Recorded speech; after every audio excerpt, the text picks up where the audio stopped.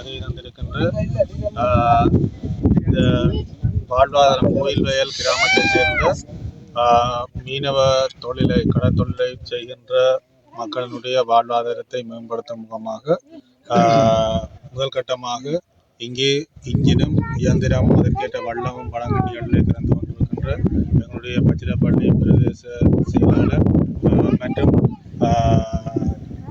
தேசிய மக்கள் சக்தியினுடைய அமைப்பு பச்சிலப்பள்ளி அமைப்பாளர் பிரதேச சபை உறுப்பினர் கௌரவ உறுப்பினர்கள் அதே போன்று கடைத்தொழிலாளர் கூட்டுறவு சங்கங்களுடைய தலைவர்கள் உறுப்பினர்கள் மற்றும் ஏனைய கடற்தொழில்சார் வாழ்வாதாரத்தை பெறுகின்ற மக்கள் அனைவருக்கும் இந்த நேர வணக்கத்தை தெரிவித்துக் கொண்டு 25 வருஷத்துக்கு மேலே செய்து கொண்டிருக்கிறோம். ஆனால் நடந்து தான் செய்த நாங்கள் பள்ளம் நின்றாலும் நாங்கள் அதை தாங்கி அப்படி தான் செய்து கொண்டிருந்த நாங்கள்.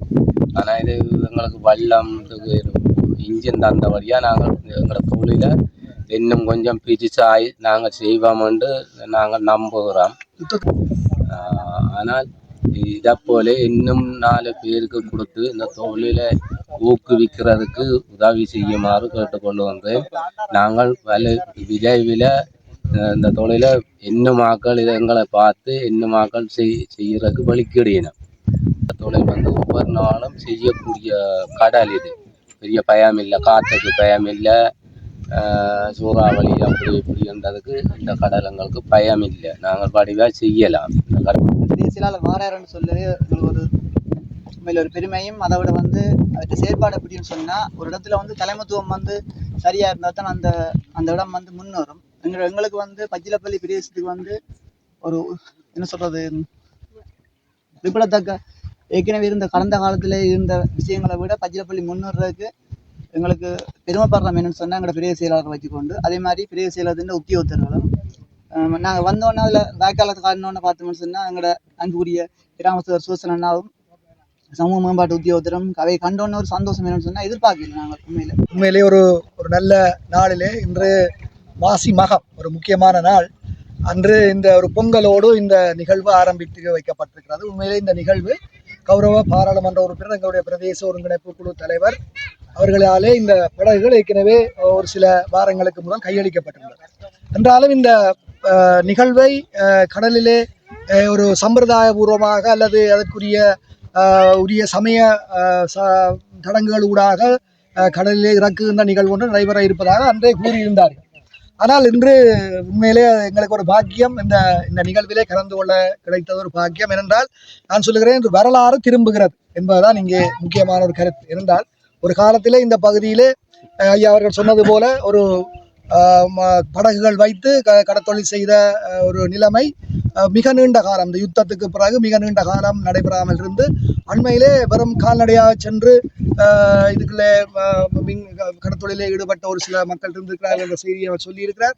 ஆனால் இன்று அந்த பழைய ஒரு வரலாறு மீளவும் திரும்பி இருக்கிறது. எனவே இன்று இந்த வேலை திட்டம் உண்மையிலே மாவட்ட அபிவிருத்தி திட்டத்திற்கூடாக எங்களுக்கு கிடைத்த நிதியிலே 2 மில்லியன் ரூபாவை நாங்கள் இந்த திட்டத்துக்கு ஒதுக்கி இருந்தோம். உண்மையிலே எங்களுடைய இணைப்பாளர் சொன்னது போல இது ஒரு முழுமையாக மக்கள் மயப்படுத்தப்பட்ட திட்டம்.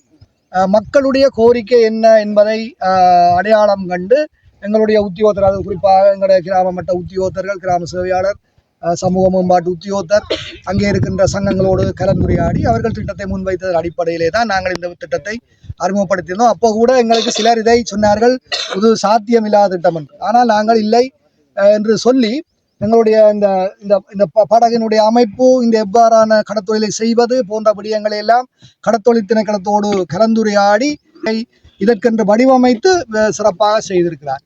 எனவே இன்று இருந்து இந்த வேலை திட்டத்தினூடாக இந்த 2 படகுகள் 2 மில்லியன் ரூபா பெறுமதியான படகு இயந்திரங்கள் இங்கே கையளிக்கப்பட்டிருக்கிறது. திட்டத்தினுடைய ஐயா சொன்னார், இந்த படகு எண்ணிக்கை அதிகரிக்கப்பட வேண்டும், தொழில் செய்கிறவர்கள் எண்ணிக்கை அதிகரிக்கப்பட வேண்டும். இதுதான் எங்களோட நோக்கம். ஆனால் அதுக்கு ஒரு நிபந்தனை இருக்கிறது. என்னவென்றால், நீங்கள் இந்த படகை பயன்படுத்தி நீங்கள் இது இலவசமாக தந்தது அல்ல, இது ஒரு அரசாங்கத்தினுடைய திட்டம்.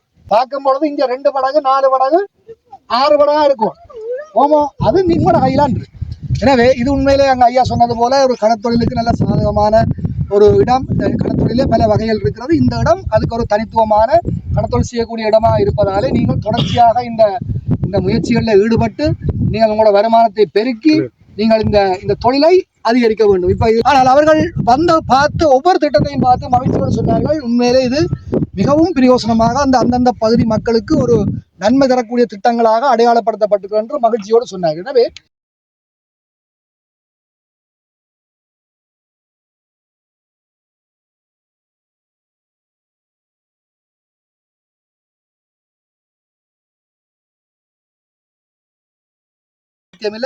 ஆனால் எதிர்காலத்தில் இந்த கடற்கரை ஒரு அழகான கடற்கரையா இருக்குது. நாங்கள் உண்மையிலே வேறு இடங்களில் இருக்கின்ற அழகான கடற்கரைக்கு நிகரான கடற்கரையா இருக்கிறது. எனவே நீண்ட கால போக்கிலே ஒரு உல்லாச பயணத்துறை டூரிசத்துக்குள்ளால இந்த கடற்கரையையும் நாங்கள் ஒரு வளம்படுத்துவது சம்பந்தமான சில திட்டங்களை பற்றி யோசிக்கிறோம் என்ற இந்த சூழல், இந்த பாதைகளை திருத்தி விட்டால் உண்மையிலே எல்லோரும் வந்து போகலாம். நீங்க